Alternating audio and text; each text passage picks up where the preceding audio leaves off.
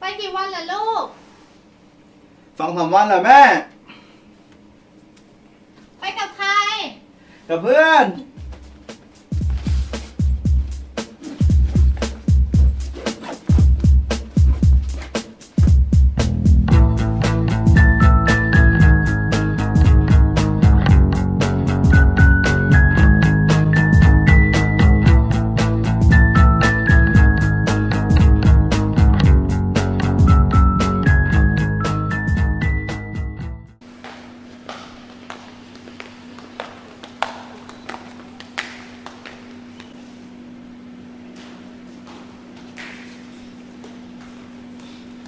สวัสดีครับ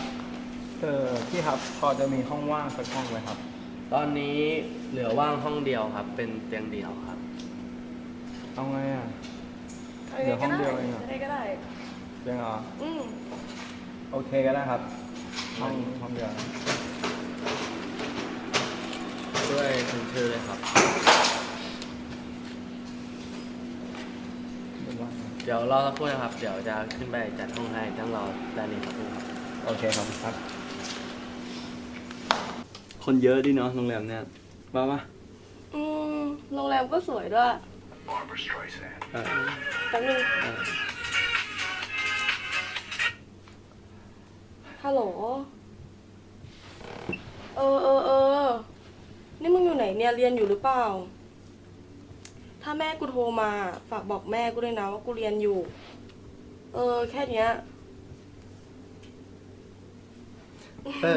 เย็นนี้กินอะไรกันดีฮะไม่รู้ดีแล้วแต่เลยให้เลือกนะ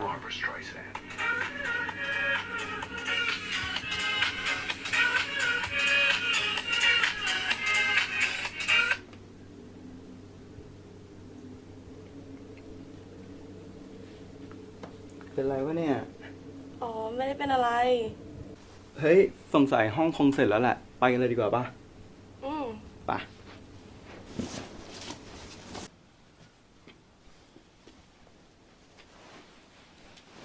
ห้องน่าอยู่ดีเนาะนุ้งก็สวยอะดูดิโอ้ยเพราะว่าห้องน้ำน่าจะสวยน่าเลยอ่ะพอไปดูห้องน้ำก่อนดีกว่า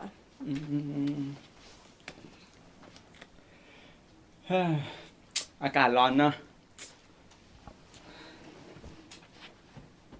นอนในห้องดีกว่าเราไม่ต้องออกไปไหนกันดีกว่านะพลอยมา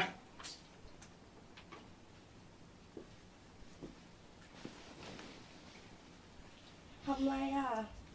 ก็นอนในห้องแหละอยากออกไปเล่นน้ำอ่ะออกไปเล่นน้ำกันเถอะไปแต่งตัวเร็วเค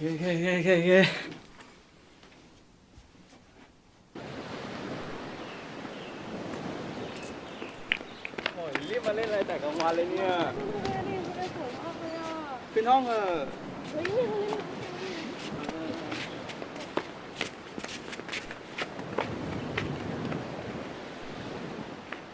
รีบอ่ะเนี่ย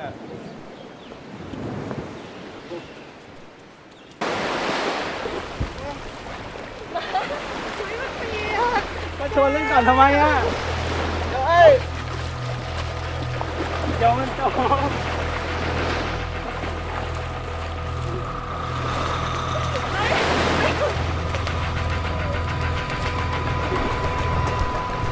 พอยัง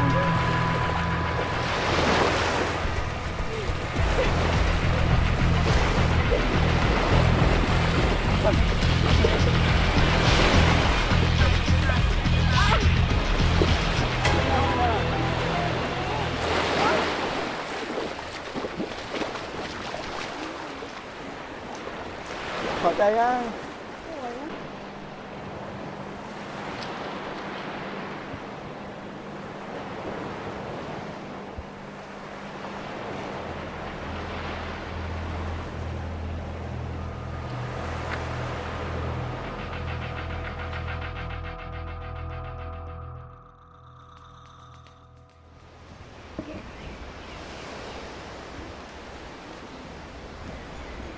ว้าวสาวที่ไหนนี่มาเล่นอะไรดีอ่ะเฮ้ยไม่เอาไม่ทายตอนนี้อยู่ที่ไหนครับ มาอาร์ตไปถ่าย น่ารักอ่ะ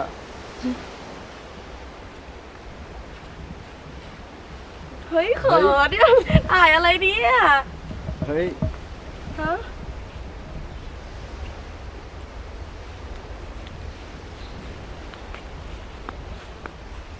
ฮัลโหลว่าไง พลอยโทรไปตั้งหลายสายทำไมไม่รับ ไม่เห็นมีเลยแกโทรมาตอนไหน ไม่มีได้ไงโทรไปหลายสายจริง เฮ้ยไม่มีจริง ๆไม่เป็นไรเป็นไงบ้าง ๆ ก็ดีไม่เห็นมีอะไรเลย ดูแลตัวเองด้วยแล้วกันนะไปกัน2 คนอ่ะ ดูแล้วน่ะไม่ต้องเป็นห่วงหรอก ไปเสม็ดหรือไปหัวหินก็เสร็จเหมือนกันนะเนี่ย เฮ้ยนี่แกบอกว่าไม่เป็นไรไม่เป็นไรไงดูแลตัวเองได้แค่เนี้ยแหละ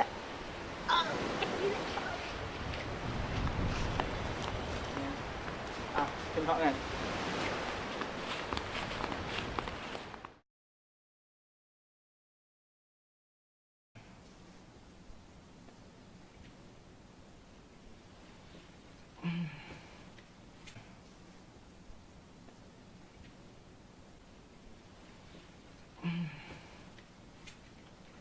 พลอย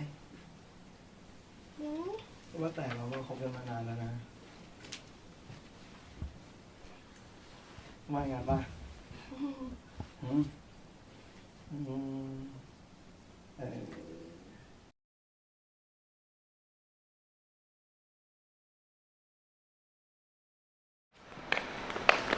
ตัวเองซื้อคนให้เขาหน่อยดิ ยังซื้อหรอกว่ากับ ตัวเองซื้อคนให้เขาหน่อย เฮ้ยอะไรวะน่ารำคาญว่ะ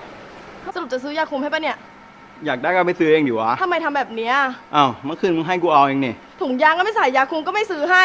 ทำไมไม่มีความรับผิดชอบเลยอ่ะ แล้วจะเอายังไงวะ ทำไมเป็นคนอย่างเงี้ย ให้ฉันได้เปิดใจทุกสิ่งเปลี่ยนพันสักเท่าไรฉันจะก้าวเดินต่อไป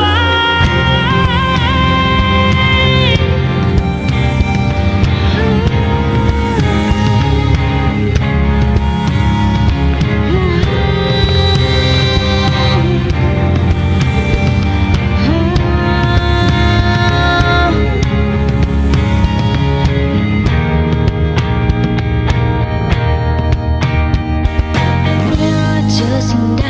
นานๆไปก็แปลเปลี่ยน สวัสดีครับ ครับผมคือไม่ทราบว่า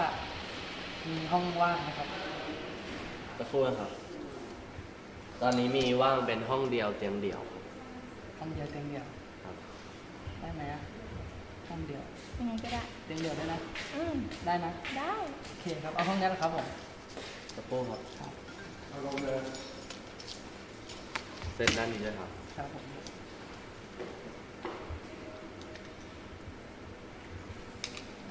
นี่กุญแจเดี๋ยวนั่งรอด้านนี้สักครู่ครับ เดี๋ยวขึ้นไปจัดการรถ อีกครั้งจึงทำให้ฉันได้เข้าใจทุกสิ่งเปลี่ยนพันสักเท่าไรฉันจะก้าวเดินต่อไปในเรื่องราวที่ผ่านที่เคยได้เจ็บช้ำยังมีเรื่องราวที่ดีที่รอให้จดจำเก็บคืนและวันที่ผ่านที่เคยได้ปวดร้าวยังมีเรื่องราวที่ดีที่รอให้จดจำ